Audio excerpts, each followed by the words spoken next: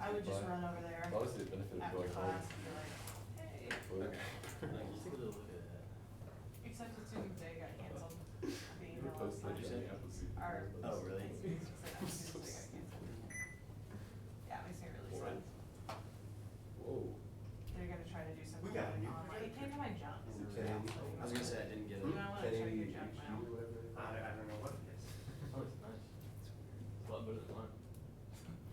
It was like a weird email that was like kind of unofficial, but also official. And they said they were gonna try to set up some online thing. that Might has actually be able to see resources. slides now. Like, I cannot, oh. That's nice. Internet's communication Perfect. Wi-Fi. Wow. I said, Yeah. I need to Yeah, know. they're both lots there. Look at that freaking teeth. Look at that. Look at those birds. Assuming that it's actually plugged into something. You posted that in your room. Yeah, it came from somebody You love that. called Rachel. Here we go. You love that. Rachel. Bartholomew. Okay, got it. Yeah. Thanks.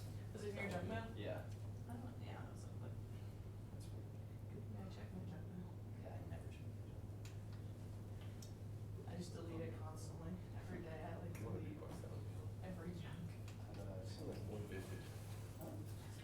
I got some that had like actual updates about medical school in my like, application stuff in my junk mail. Like, well, this is. We should change our school mascot. Fighting strikes. It's way more intimidating. It is. It is a cooking brand. I got an email from P&L. Same. Yeah, and I was like, oh no. I was like, oh, both bars. But it's okay. They're still open. They're just not holding concerts or festivals. For now. Yeah, They for still now. have some Look pictures. at that freaking counter shading. That would be tragic. Oh, you so bad. Yeah, should clear that. You watch Grey's Anatomy? Yeah, but not for a while. You're a big Grey's Anatomy. Do you watch it? That's just like- Some of it, but Those strike ones. Kind of. I can't say the thing I was gonna say, is you have to be like an avid fan to understand it, so I'll just, for free, I'll just look at this, counter shading on these dolls. Right, adult across the Atlantic. No, it's the Atlantic. They're just down off of Florida. Oh, yeah, yeah. That's where I'll buy half human. Yeah. Maybe three I have halves. several questions before. That's- I went to the forum. All right, This wasn't working earlier today, what was it? this map. Like, Oh, we're really? showing 0 cases in Kansas and 1 in Missouri. It's not very well updated. So for example, there are a number of cases in Houston that aren't appearing on the map. I don't know why it's not updated. But the thing that I want to show you primarily is this part over on the side.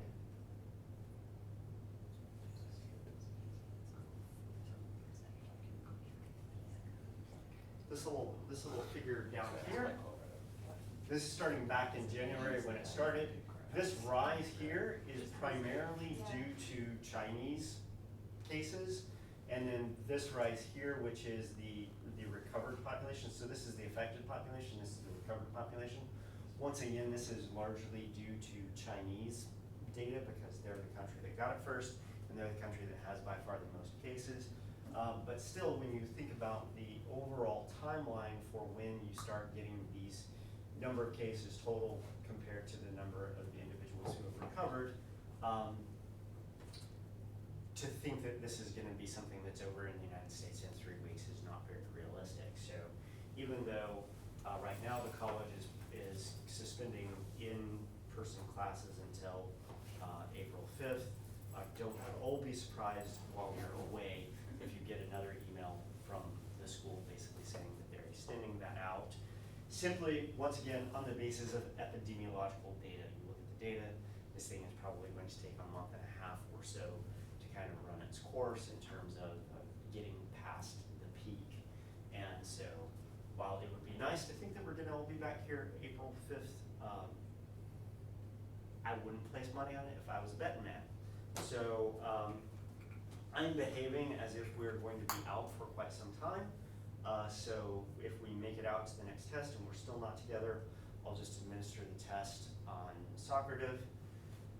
There is a literature summary discussion that is scheduled for April 6th. April 3rd, rather, April 3rd. Let's put that off until April 6th, until we know more, so that we could do that in person if we wanted to. Once again, if it extends out, we'll just discuss it online on April 6th, but that will give you some surety where that is concerned. Yeah. Are we gonna also postpone? You said the presentation is postponed, but are we also postponing the summary? Yeah, all that, yeah. We'll just make all that due the 6th. Yeah, Alexis? So, for Tuesday, when we get back, should we just email our lab reports to each other, or like what? Yeah, I forgot about that, yeah. I was gonna say that, email your lab reports to one another. You can make comments on it using, if it's a PDF, using the notation methods in PDF Reader, or you can, if it's a Word file, you can just turn on track changes and make your changes and comments in track changes, and then send it back under a different file name to the person that you got it from. And then those will still be due the following Tuesday as well. That following Tuesday is advising day, the 31st.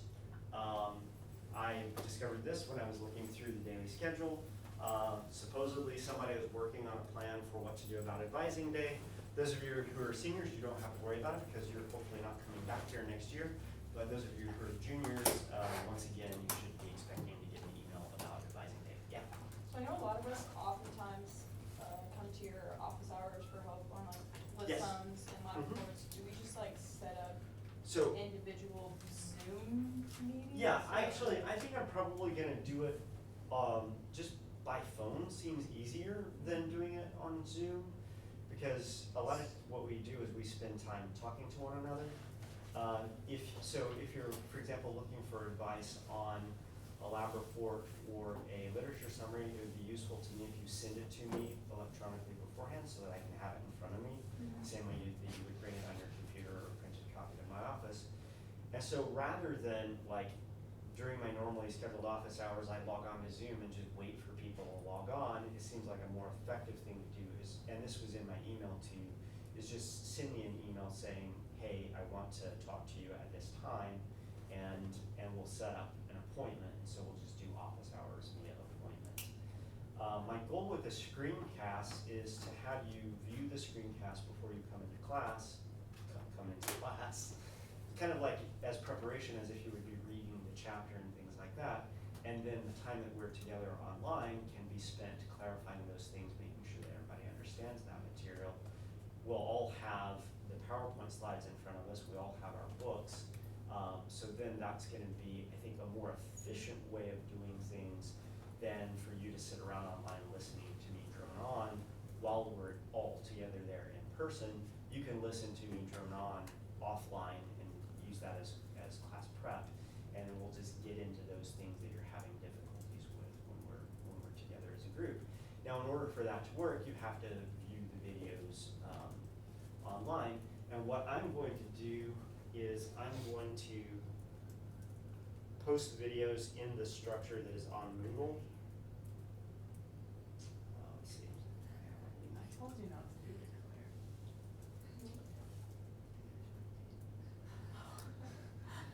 So in the same way that I've got things organized by day, I'll put the video for that day in the Moodle site. I'll just put a link to it so that you don't have to go hunting around for it on the YouTube site, although YouTube organizes them by date anyway. My hope is to work on a lot of screencasts over spring break so that they're uploaded and ready to go before we kind of resume classes, get at least a couple of weeks out in front of it.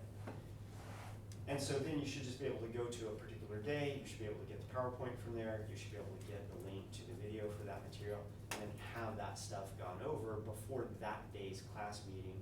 And then because other people are gonna be running classes online also, we have to keep synchronous meeting times. Otherwise, I might say, oh, well, let's do this at 11 o'clock instead of 12:30, and you actually are in another class. So we'll just continue to get together at this time online, and if it takes us 65 minutes to answer all the questions over that material, then it'll take us 65 minutes. If we do it in 40 minutes, then we'll be done in 40 minutes. What I want is for you to come with questions and us to do our best to get those questions answered. so that there aren't any lack of understanding about what the book said or about what's in the PowerPoints and things like that. Yeah, Alexis? How do we, I've never used Zoom. Do I need an account? Do I need like? Yeah, it's gonna ask you to sign up for an account, but it's free. Is it an app, the Zoom an app? Yeah, it downloads onto your computer. Can you do it on your iPad?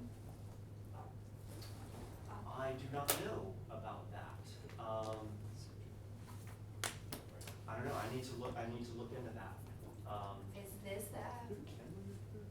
Is it Yeah. Zoom? Yes, that is Okay. Zoom. You can get an app. Evidently, you can get an app for it. And so, I've done this already for my applied stats class. I haven't done it yet for you guys, but I need to do it. I've already set up 2 weeks worth of meeting times for them.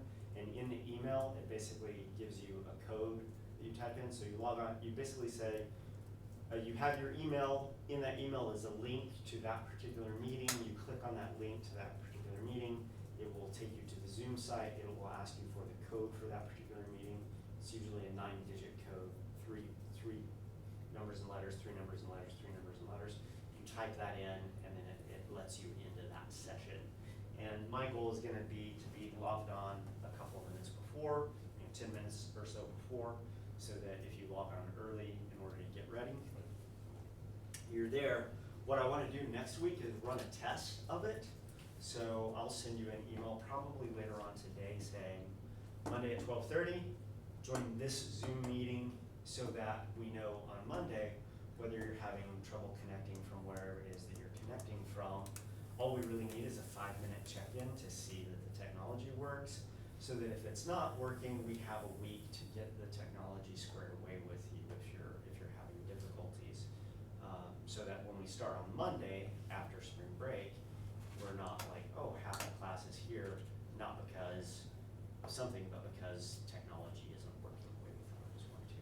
But I just had my first Zoom meeting for the colloquium committee meeting earlier today. I Zoomed into a meeting that Rose Reynolds set up, even though she was right down the hall from me, just to make sure that tech is working.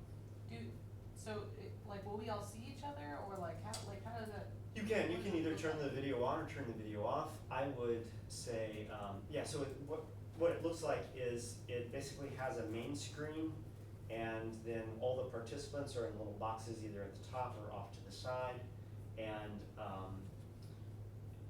whoever's talking at the moment is put on the main screen, and if your video is running, there's you chatting. If your video is off, we just hear your voice and it's a blank screen with your name on it. And the nice thing about it is that I can share my desktop with you. And so I can send what is on my desktop to all of your screens where you're at. And so if there's clarification that I need to make or anything like that, I'll have my video on, so if I need to go to the whiteboard, I plan on doing this mostly from my office. There's a whiteboard in my office, so I can just take the image that is on my whiteboard and project it out to you if I need to draw something on the board. You guys already know that I spend a certain amount of time each class drawing things on the board in order to clarify things. So I don't need to see your face at all. If you want to show up to class in your pajamas and don't want anybody to see you, just don't turn your camera on. That's easy. But you should turn your mic on, because the whole point is for you guys to be able to talk to me and vice versa. Yeah. 2 more things and then I'll be done. One, will you update the syllabus to about the material that we need to have read for these 2 weeks? Because right now, there's nothing We're in bo- chapter 5. Oh, yeah, we're in, chapter 5 is competition? Yeah. Yeah, the next thing that we're gonna be talking about is living in groups, which I'm pretty sure is chapter 6. Okay, cool. So, this is one of those classes where we actually just kind of march through the textbook, but yeah, I'll update the schedule. Okay, and last thing, how does this affect, what do we do for lab for 2 weeks? Yeah, well, we're kind of waiting for bird migration to arrive, which it hasn't really yet, before we put the snakes out. And so we were kind of in a holding pattern anyway. If this extends beyond the current situation, and we can't go out in the field and do lab things in the field, so I've already told you there's gonna be no research projects. I knew this was coming down the pike, nobody told me it was gonna happen, but once again, looking at data, I'm like, this is eventually going to happen, which is why I just basically nipped the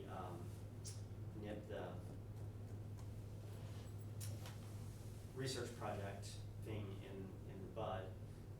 So what I'll probably do if we don't get a chance to put out the snakes, deploy them and get the data off of them, we've done this 3 times in animal behavior. I'll just resurrect that data and have you look at those data. It's a simple chi-square test to test whether or not there's differential attacks on different models. So I have, the 2018 data, I have the 2016 data, so I'll just pull those data up and it won't be the same as going out and doing it and scoring it and all that in the field, but you'll have a data set to look at that is similar probably to what you would have gotten had we done that. But that's only if it extends longer than 2 weeks. That's only if it extends longer. If it doesn't extend longer, then we'll just go back to the normal schedule. We'll do some field work. Even if we don't get to put models out and we come back towards the end of the semester, then I've been looking at lab exercises that are kind of quick and easy to do. Probably wouldn't result in the production of a lab report, but would result in a little data set that we can analyze and just look at so that you get some experience making behavioral observations and doing some behavioral work in the field. So I'm playing the rest of the semester a little bit by ear. What I'll do when it comes to assigning final grades is I'll just, stuff that we couldn't do because we weren't here. You're not gonna fail because of COVID-19. That's ridiculous. Yeah.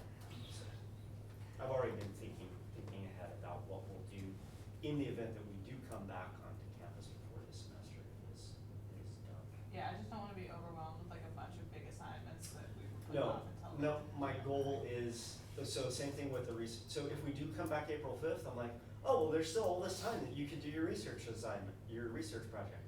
Yeah.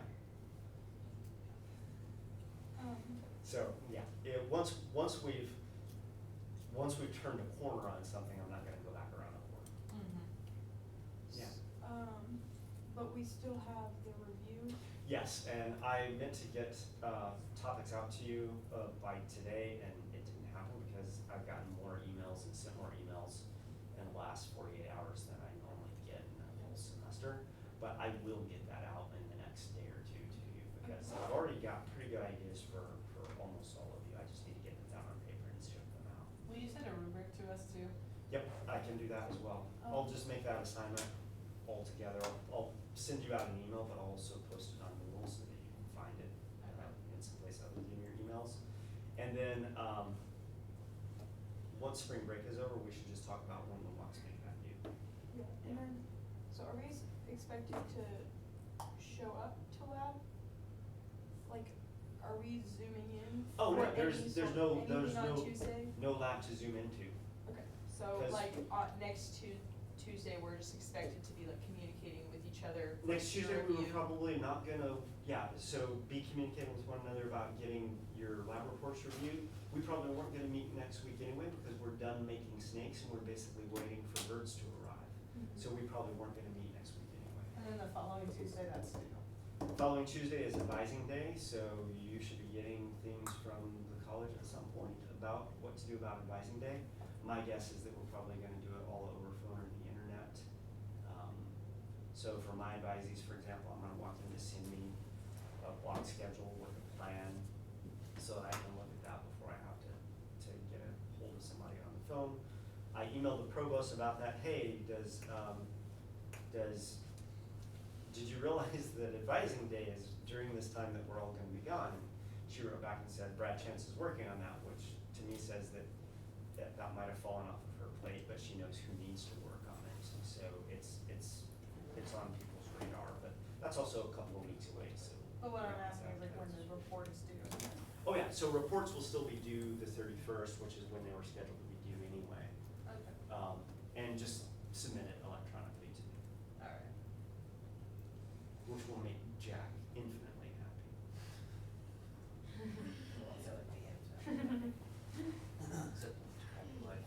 You can put on your, That's true. you can put on your course evaluations, Dr. Kowinski make fun of me all semester because of my movement to totally digital. Yeah, Caleb. So do you get like a different code for each Zoom session?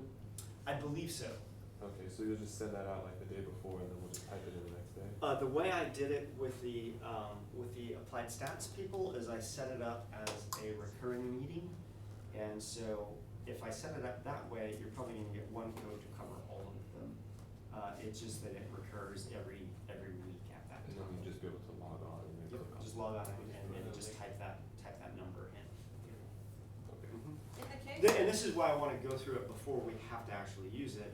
Do a test run, make sure everybody can log on, make sure that the tech is working, and then we'll just, oh, hi everybody, 5 minutes, how's everybody doing, yay, go away, and then we'll be up and running for the following week. Yeah. In the case that we don't come back,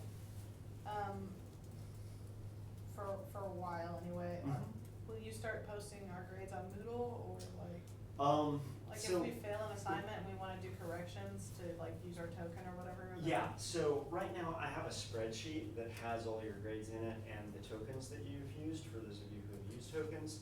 The bad thing about Moodle is if I post your grades on Moodle, it's going to calculate your standing in the class based solely on numbers, because it can't average pass, fail kinds of grades. So I can post your grades on Moodle, but you will have to ignore your final grade in the class because it's a specifications graded class and Moodle doesn't know how to handle that.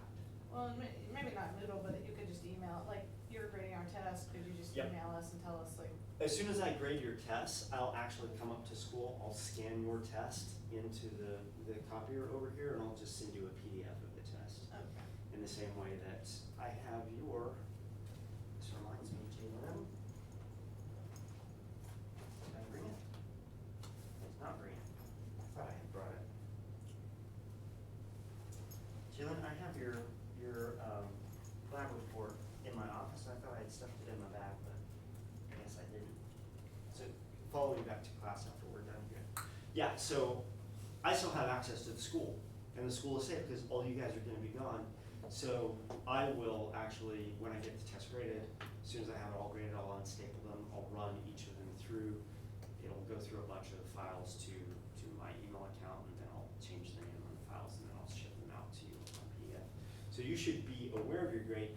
This is a class where you definitely should be monitoring your grade yourself, because what determines your grade is what your averages are on tests, plus the degree to which you're passing or failing different assignments. And so, once again, you should know from just what's being handed back to you once. So I also have your literature summaries from the Broby paper. When I get those graded, I'll do the same thing. I'll just come up to school, scan them, and send you a PDF. And then we still can make corrections and still do. Yep, yeah, so if you get a failure, it will say on, so I'll also scan the rubric.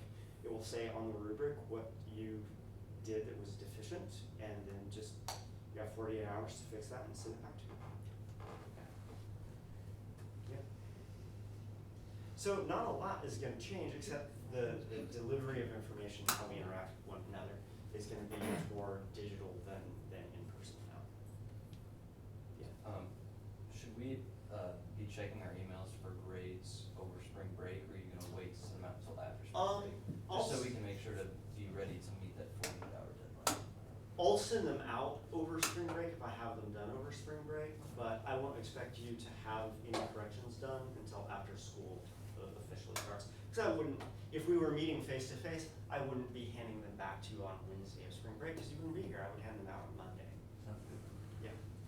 Can we By all consider means, a take spring break and take a break. Yeah. Like, just take a mental break, chill, connect with family, shit like that. I mean, it's kind of a stressful time. You should take a little bit of time to kind of check out and relax a little bit. Because my guess is that making the transition to doing all of your work online, getting all of your material delivered online, I suspect that that's gonna be somewhat stressful. You know, if you're of age, go home, have a beer, relax a little bit over spring break. Actually take spring break to take a little break. I'm not gonna get to take a break. I have to prepare for what happens after spring break, but you, by all means, should take a break. Yeah. Would you entertain the idea of making the practice Zoom on Sunday rather than Monday? Cause like Claire and I are gonna be on the beach and I just kinda don't wanna Oh, you're still going to Florida? We're going to South Carolina. Oh, yeah, okay, yeah, would the rest of you be okay with doing that on Sunday? This Sunday? Sunday, yeah. Sunday, wait, 2 days this from Sunday or Which Sunday are you It talking about? could be either this Sunday or. I don't wanna do it the following Sunday because the next day the tech needs to be working. Okay, well then I guess it doesn't matter regardless, cause we're leaving Saturday, but if it doesn't work, like if we can't figure out how to get it, Could we get try it into now? it.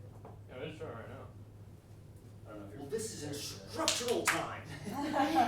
Alright, let me Just go. think about how many more Also- slides Instructing us you'll on get how through on your to screencast get and we can get instructed through Dr. it. on Kaminsky? how Well, one of the, no, we can't do it now. You know why? Cause we don't have the app. No, because Because you we're guys all on don't, the same you guys Wi-Fi. don't That's have true, the we're all app. on the same We're all on the same Wi-Fi. You're not necessarily at the computers that you're gonna be with, be at your homes, et cetera, et cetera. No, we can't do it now because it's not really a true test of the tech. Well, then maybe you can get on like 30 minutes beforehand on Monday and I can just try to get on that way and make sure I can actually get in there and then we can leave or something. That lost. I'm sorry, repeat that again? Like on Monday before everybody else logs in, I can try to log in and then if I'm having problems, I can call you. And So then, you want to log on at 12 rather than 12:30? like me personally, make sure I can actually get on there. But if you can log on 12:30, or if you can log on at 12, why can't you log on at 12:30? But what if I can't, no, I'm not talking about Monday when we're gone on the beach, I'm talking about before our actual literal class on He's talking Monday. about Oh, Monday Monday the 23rd. the 23rd. Yeah, if you think that you can resolve whatever the issue is in the 30 minutes between when you know log what? on We're- and we're- class time. We're gonna just do our best. I still don't even know if I'm gonna have the internet break, so Yeah, like, okay. you know, Yeah. we're gonna do our best. Are you If I, gonna break? if for some reason I don't get on Monday or something, then I'll just email you questions. I can also set up a thing for you individually and we can do it, but I would like to do it before the Monday when we're actually trying to go into class. For the rest of you, I'm gonna need 5 minutes of your time, 12:30 on Monday. Well, that's fine. If you log on and it works, you'll be gone in 5 minutes. If you log on and it doesn't work, you'll be gone in 5 minutes and then I'm gonna have to work with you individually to try and figure that out. Just send the This email Monday, and correct? we'll try it. This Yeah. coming Monday. We'll try to figure it out. Alright. Are you gonna post your personal number? Yeah, I will post my personal number. I will post it right here. Also, this might be a stupid question, but do we have a final in this class? We do have a final in this I class. just didn't see it on the syllabus. It's just down as It's test just four or finals. whatever. Okay, okay. Ah, And then does that factor into the exam average? Yep. Okay. 816-914-4526. So email me to set up appointments by phone so that I'll have my phone. And I'll be waiting for your call. And I'll do my best to answer your questions remotely. If for some reason you think that doing like FaceTime or a Zoom thing would be better because I need to see something, that's fine too. But chances are if I need to see something, just send me that thing digitally so that I can have it in front of me while I'm talking to you on the phone. Is this your cell number? That's my cell number. It's the only phone I own. It's weird, Siri's suggesting 2 different numbers that it somehow has found in my mail for you. Oh, that's weird. What are my 2 numbers of drink? Fax, probably. I've had this number for forever. What is that? 6415762. Oh, that's my office number. Gotcha. This is my actual phone that I carry around. And 5027 is a fax machine. Do not. Do not. Do you ever get calls on that? Seldom, and they're usually calls that I'm not interested in, like McGraw-Hill trying to sell me books that I don't want to adopt for students and things like that. Other questions? Yeah. So did the Holland paper lab report move from the 24th to the 31st? It did. You weren't here for that. I think. You still need to have a draft ready for the 24th that you're going to trade with somebody else, do peer review, get back within 48 hours to the other person so they can use your comments to fix their thing and get it, trade them back with one another so that you can get some feedback on it. Since we weren't really starting something new that was time sensitive, I decided to give you a little bit of time to make that thing the best that you can and get some feedback from your peers on it. Did you want us to turn in those peer reviews to you, or is that just for us? Nope, it's just for you. Okay. Like so many things in life, you learn from things that you don't get credit for.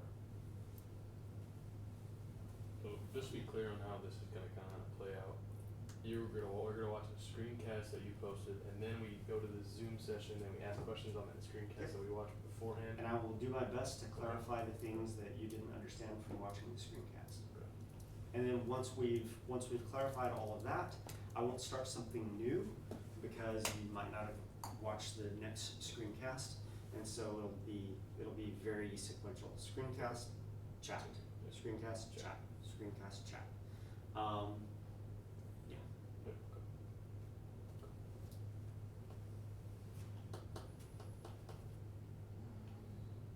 Other questions? My question is not about this, it's about the lab report we're writing right now, is that okay? Yeah. What are we supposed to say, like, for the methods as far as the data analysis? Oh, so we didn't actually do any kind of traditional hypothesis testing. So in this way, it's like many senior thesis projects that you see at the end of the year. So what we did was we basically plotted a line of expected values based on the data. And that line was basically arrived at by plugging the parameters into Holling's equation 4 or whatever it is. And those predicted lines are essentially the best fit line to the data using the parameters that are important for foraging. And so things like instantaneous rate of discovery, handling time, etc. And so what you need to talk about in terms of the statistics is you're not really testing hypotheses as much as you are describing the data. And the ways in which you need to describe the data have everything to do with the elevation of the lines. So I think I went through this with you before. As you increase the density of disks from zero, I guess we started at 4 disks, from 4 disks to 8 disks to 16 disks to 36 disks to 128 disks. 36 rather, 64, 128 to 256. As this increases, cumulative handling time basically causes the number of disks that you can pick up, causes it to go down. So then the question is, for each of these lines, the R script that I gave you has these lines plotted, and they're all on a common y-axis. So the y-axis goes from 0 to 90 on every plot that's in there, unless you've gone in there and monkeyed with something. And so as these things have different elevations, this basically reflects somehow this is different from that. What is it that is causing this set of conditions? Let's say that this is the type 1 situation where you found disks and somebody else picked them up. Why is that elevation, why is that curve generally higher than this curve, which was, the finger sandpaper search? Why was the finger sandpaper search higher than pencil sandpaper? Why was finger transparency down around here? Why was pencil transparency down here, et cetera, et cetera? You can look at the curves in many cases and tell the differences between those for the number of disks captured.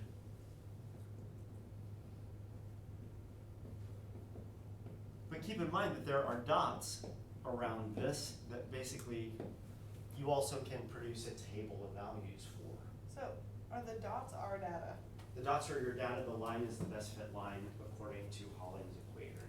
And Holling's equation was used for our data and for predicted data, or? Well, no, it's the best fit line through the data points. So you took the number of disks captured and you regress that on X, and then when you got this line,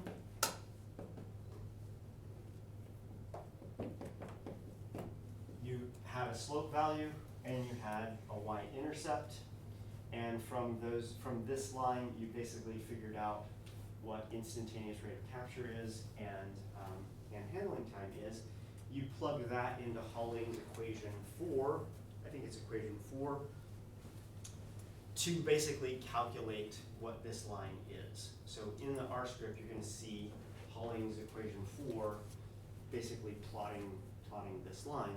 So what you have is you have your data and you have a line of best fit. These lines occur at different elevations.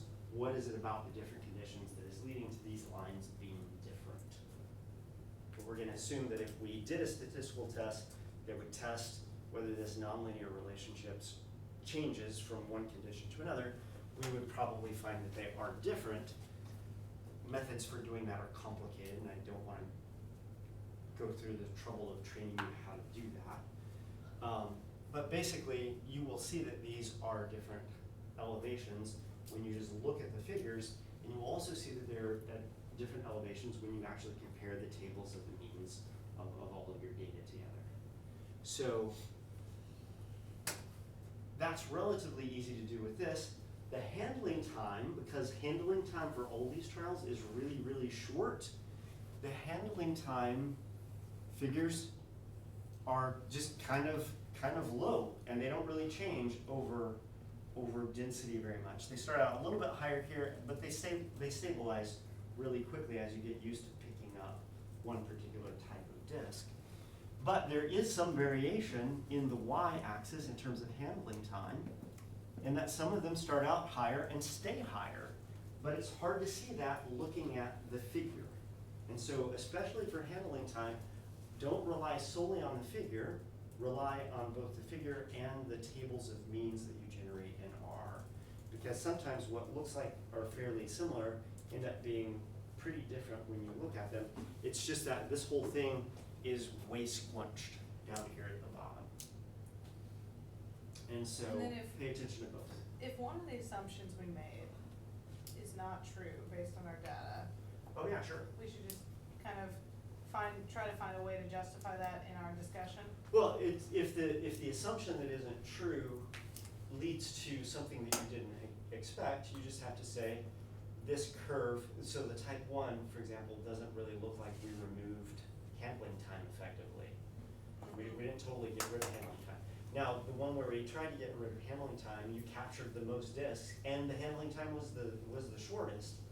But even with that, we didn't get rid of it totally, because what you should expect in a type 1 is you should expect straight line leveling off at But in some that level. case, we'd like talk about hauling and like how our experiment. You might talk about how your experiment is different from Holling's experiment. You might talk about things that you observed in class while you were doing it.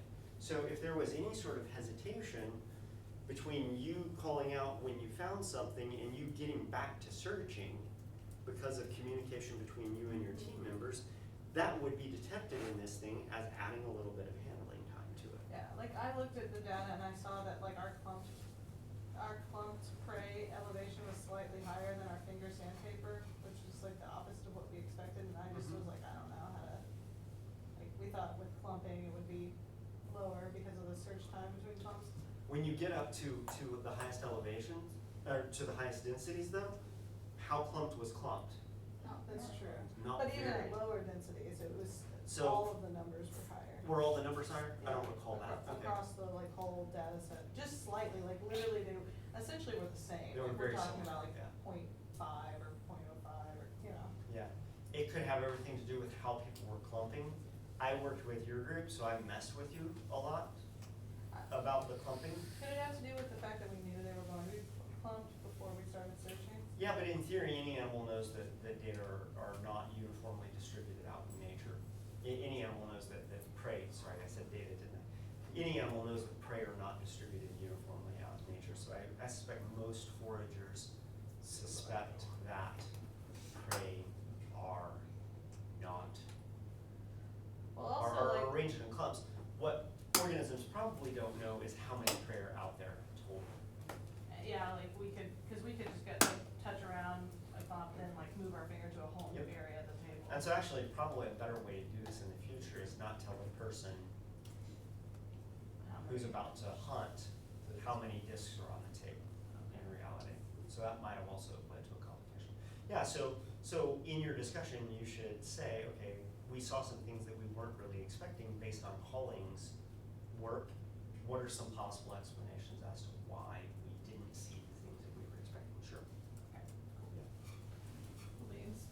Claire? If we add our data and the graphs, along with the graphs into our paper, do we kind of copy and paste the data from the R? Yeah, so what you should get is you should get figures, so down at the very bottom of the R script, there's a way to make multi-plots. Okay, Plots, a bunch of plots on a single page. yeah, I did that. Yep, you can then go into R.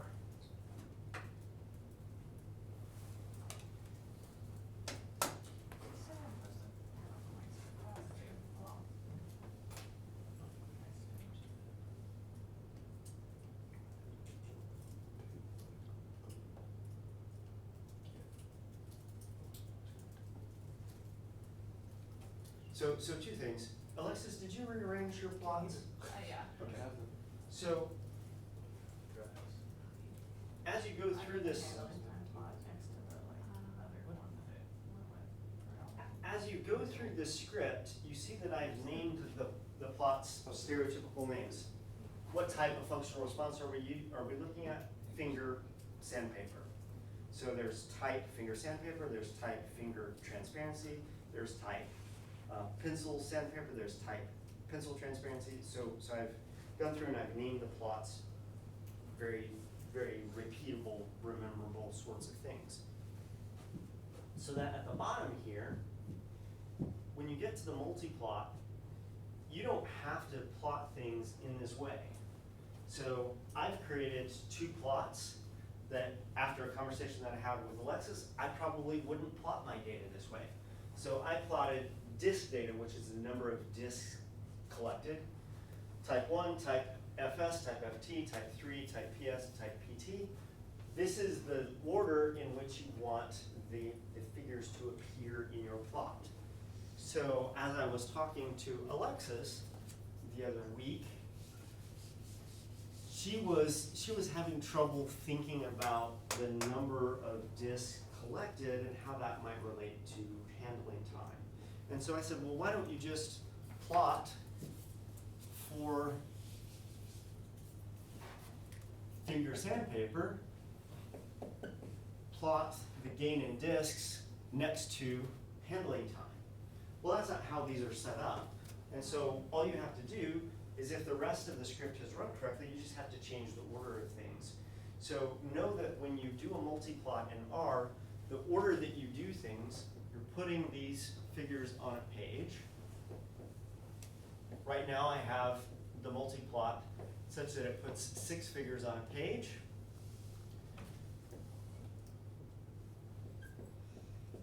It plots them in this order. So it would plot the type 1 curve in the upper left, the type finger sandpaper search in the middle left, type FT lower left, type 3 upper right, type PS pencil sandpaper is where number 5 is, and this is where number 6 is. So if you want to change this, all you have to do is, if you're going to do disks caught and handling time, you just need to take this figure, which is a handling time figure, and you need to put it in position 4. So you go 1, 2, 3, 4, you would get rid of this one, you would put this one in its place. You would put this one in place there, you would put this one in place there, and you would take these three things that you took out, and you would put them down at the front here, so that on your next set of plots, you have, once again, a plot of disk captured next to handling time. And you're okay with that being one figure in our report? Yeah, and the way I suggested to her is you can have figures that span pages, that's fine, if you want to do that. Even though the caption is disgusting. Is there not a way to put them all on one page? They would be super tiny. Okay. Yeah, you could make a multi-plot of 12 plots, but they would be super tiny and hard to read and everything else. Okay. So just change the order of this and have it do whatever is easiest for you to explain things. For you, did you end up putting disk capture next to handling time? Yeah, for all of because them. that was what was making more sense to Alexis, and I was talking through this with Alexis, that kind of made more sense to me as well. Do it however makes more sense to you. This is not actually where I was heading. Once you have that generated, in the plots package, just click on export, and when you export, just click on save as PDF, save it as a portrait thing on an 8.5 by 11 paper. That saves it as a PDF, then you can just import that PDF into your Word file. Easy Are you peasy. talking about the raw data then? But you don't have to plot the raw data. So in this, Like actual numeric. Yeah, not random plotting times. it, but just, so these plots up here plot means and 95% confidence intervals. These plots down here don't plot the means, they just plot the raw data, but it produces the same line through it. No, she's asking if she wanted to put a table of our actual handling times. Oh, table, too. yeah.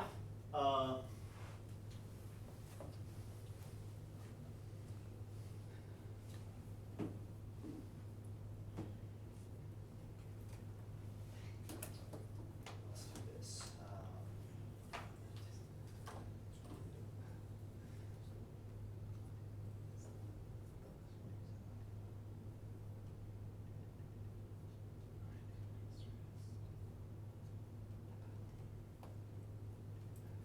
Cut down on it, go back here.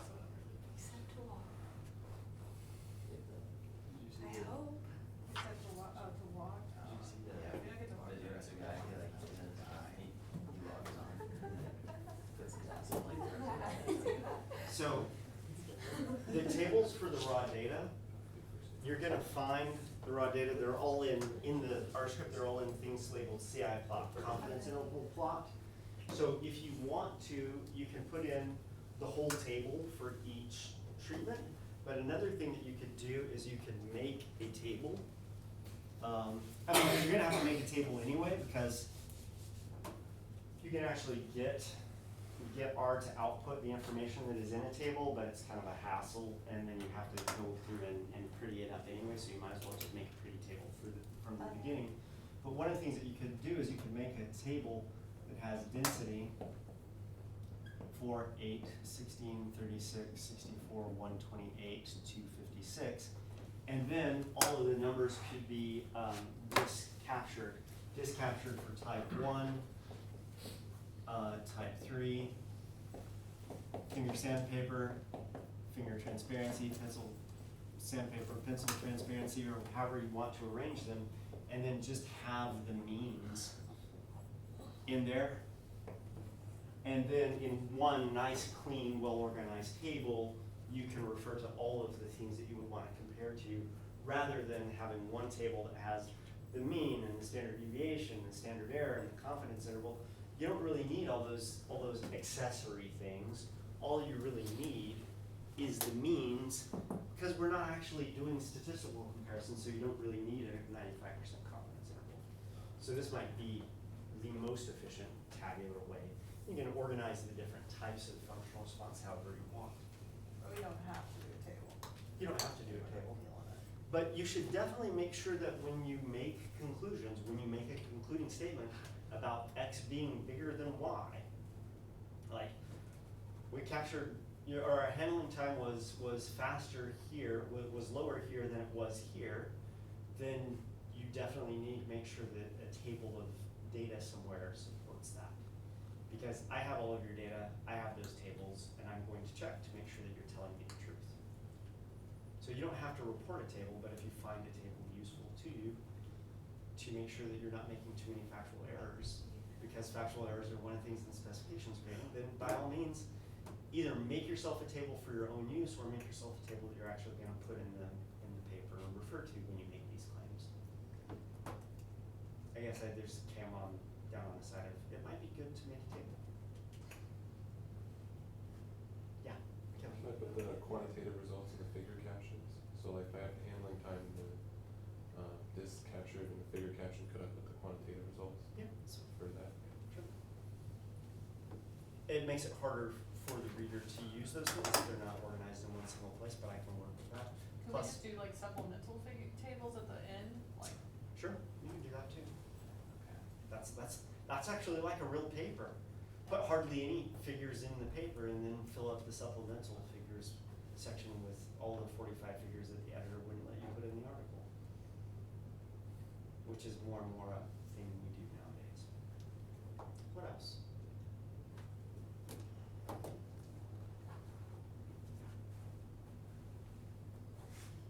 Does that help, Heather?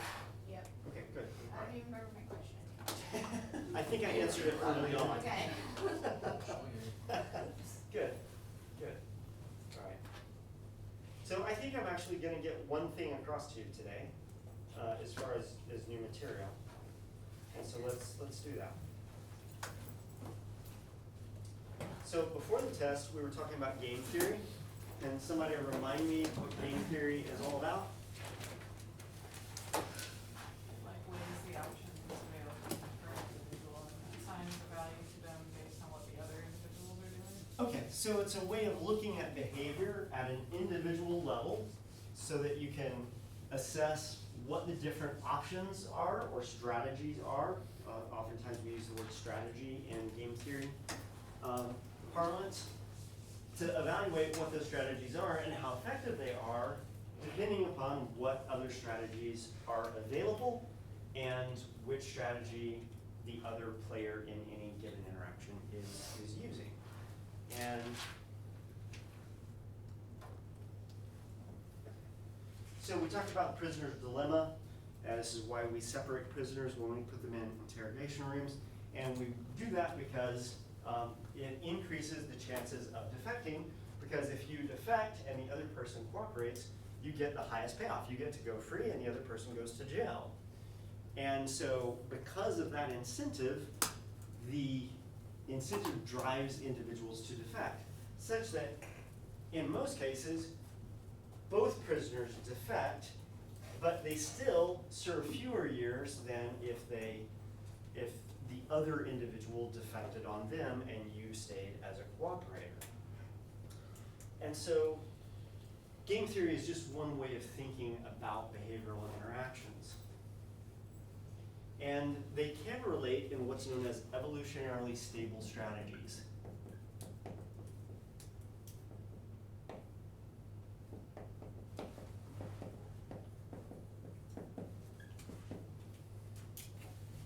An evolutionarily stable strategy is a strategy that if everybody in the population adopts that way of playing a game, some other strategy can't invade that population. What does that mean? So it means that if everybody adopts this particular strategy, there may be other ways of going about it, but they'll all have lower payoffs than the strategy that everybody is adopting. And as a result, none of these other strategies, if there's a mutation that arises that leads to a different behavioral strategy, it'll be drummed out by selection because it has a lower payoff than the evolutionarily stable strategy. So these are shorthanded ESSs, and we can talk about these. And I think when we go through the example, the hot dove example, you'll see what I mean by can't be invaded, can't be invaded. So here we have the hawk-dove game. Do not think of hawks and doves as actual hawks and doves. Hawk is a behavioral strategy. Dove is a behavioral strategy.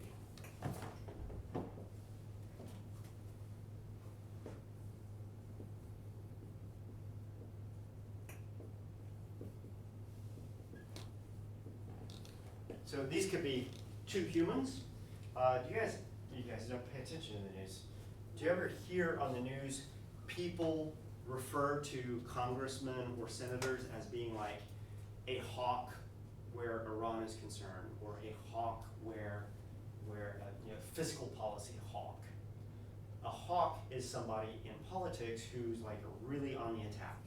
A hawk on fiscal policy is a person who's going to want to not have deficit spending in government because it doesn't want the deficit to get too high and the overall national debt to get high.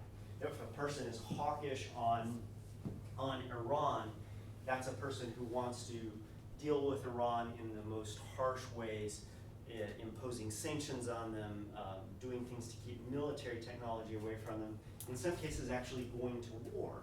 So those are all behavioral strategies, and we actually use the terms from game theory to refer to these people who take these kinds of aggressive views on things. Doves are more dove-like. They are not aggressive, et cetera, et cetera.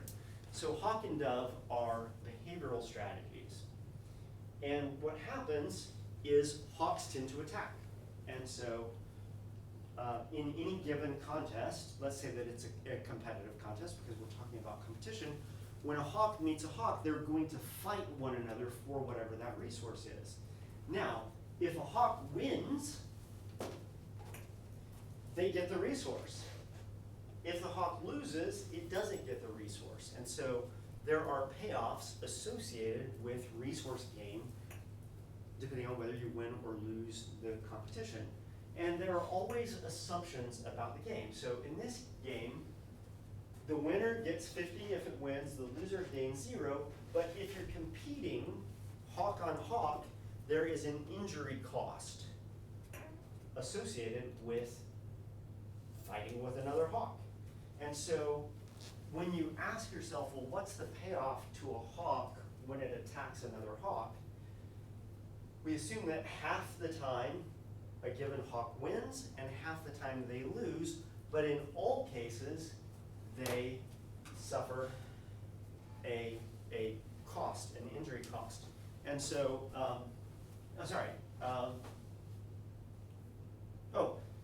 half of the occasions it wins and on half the occasions it suffers an injury. We don't have to think about losing because losing doesn't add anything to it. And so the payoff to a hawk is half the time it gets the full benefit of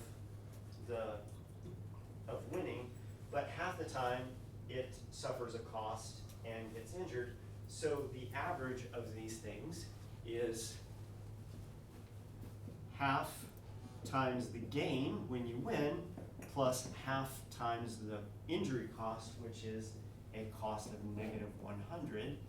What this means is this is 25 minus 50, so your net gain is -25, which seems like a terrible strategy to have. But the reason that you might want to be a hawk is that when you come up against a dove, the strategy of the dove is to not fight. It's just to run away. The dove doesn't get the resource, but the dove also doesn't incur any costs associated with it due to injury. So when a hawk comes up against an opponent that is adopting the dove strategy, the hawk gets the full benefit of the resource and doesn't incur any injury, so it gets the full gain from winning. When a dove attacks a hawk, it loses, and so it gets nothing. And when a dove goes up against a dove, they agree to share. And so each of them gets half of what the gain of winning would be. Yeah. If a hawk is attacking a hawk, do they both incur losses and due to injury, or just the loser? So this is half the time you get injured and half the time you win or lose. So it could be that you, and this is actually a kind of an important point. So in any given encounter, so we'll just approach it from the standpoint of hawk one's perspective. In any given encounter, you could win and get injured. In this case, you would get all 50, but you would suffer a cost of 100 because in that particular encounter, you won, but you got injured. You could go into another encounter where you lose and get injured, in which case you would get nothing and you would get -100. You could also enter an encounter where you win and don't get injured at all, in which case you get the full 50 without any cost. You could also lose and not get injured, in which case you would once again just have the cost of losing, which is 0 return, etc. So is that all four? Oh, that's all 4 combinations. So this -25 is the average rate of return across all those possibilities. So we have, here is a minus 75, a minus 100, plus 50, plus 0. If you average all of those up, they should give you a minus 25 average. Is that right? Minus 100 is minus 50. Oh, no, sorry, it's minus 50 right there. Minus 50. So if you add all those up, they should come out to an average of 25. So whether you get injured is independent of whether you win or lose in this case. Those don't add up to 25. Yeah, that's negative 100 divided by 4. Basically, Minus that's what 150 it is. plus, plus 50 is minus 100 divided by 4 is minus 25. Yeah. It's a Wait. math thing. But if you win, you don't get injured, right? No, those are independent. Half the time you win, half the time you lose. Half the time you get injured, and half the time you don't get injured. Those are two independent things. But does injury always come with loss? No. You can win and get injured, you can lose and get injured, you can win and not get injured, you can lose and not get injured. Did I just do this? I'm having a hard time understanding why that equation is in that box. Because this is the average, this is the average payoff. Okay. Hawk going against Hawk, half the time you win, and so half the time you get 50, so half the time you get, so half the time you get 50, which means that this is on average 25. That is these two plus these two. Averaged. 50 plus 50 plus 0 plus 0 divided by 4 is, wait, Negative 100 divided by 4 is negative 25. Why are we doing so much division? oh no, it's 100 divided by 2, because the choices are win or lose, not 4. Okay. So plus 50 plus 0, that's an average of 25, which is what I had here. Did you follow that? Right. Plus 50 plus 0 divided by 2 is 25. And then the costs are 100, but half the time you incur the full cost, half the time you incur nothing. And so if the cost is minus 100 or 0 for cost versus not cost, this is minus 100 divided by 2, which is minus 50. So this shorter way of thinking about it gives you the average payoff over Okay. all the possible combinations of the way it can turn out. Does that make sense? Yes. Okay, cool. So, the question then is, are any of these strategies going to result in an evolutionarily stable strategy? If we have a population that is made up of individuals, all of whom play the hawk strategy, can anybody come into that population and have another strategy that is better? What if you have a population of 100% hawks, and then one day a dove is born? Will the dove spread throughout the population? Negative, no, Why? because we're talking about evolutionary stable communities. Well, they don't have to be, well, so we're talking about evolutionarily stable strategies. So if you're a dove, Well, also because the dove's always gonna live against the They're hawk. always gonna encounter a hawk. and when a dove encounters a hawk, what is its payoff? Nothing. It doesn't get any payoff. Does it incur any cost? Probably it's not. No, it doesn't, because it just runs away. It never engages in a fight with a hawk, so it never incurs any cost due to injury. So a hawk in a population full of doves always has a reward of 0, but all these hawks are fighting with one another. What is their reward? Negative 25, which is better. 0. So a population made up of nothing but hawks will be invaded by a single dove. Those will spread throughout the population. If you have a population of nothing but doves, will a hawk come in and spread through the population? If you're a hawk in a population of doves, what's your payoff? You get 50. Plus 50, all of the doves are, when they interact with one another, are getting a payoff of 25. The hawk is the better strategy in this case, so that strategy should increase. So this is not what we refer to as a pure ESS. This is actually a mixed ESS, because the evolutionarily stable strategy isn't just one strategy or another. There's a ratio of hawks and doves in the population that will then be stable. And we can figure that out, and I will tell you about that in the first screencast after spring break. Caleb, you had a question? Yeah, like frequency dependence levels, like the rare more. This is exactly like frequency dependent selection. So the degree to which one phenotype or the other phenotype is successful is dependent on how common it is in the population. So the more rare is not successful. Yeah, and we'll actually, in the first screencast, I'll take you through, and this is in your book, you don't need me to do this, but in the book, it does the calculation for figuring out what frequencies of hawks and doves are in this game. I agree. That's peer review.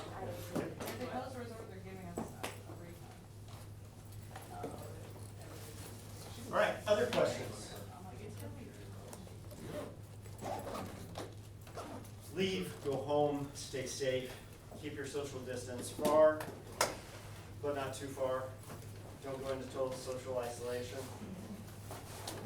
Hopefully, I will see you sometime at the end of this spring on campus, but if I don't, we'll be in contact every week online, and we'll just see how long this all lasts. Let me know if you have any questions. Have a good spring break, relax a little. Steve, like, URL. We wanna contact you.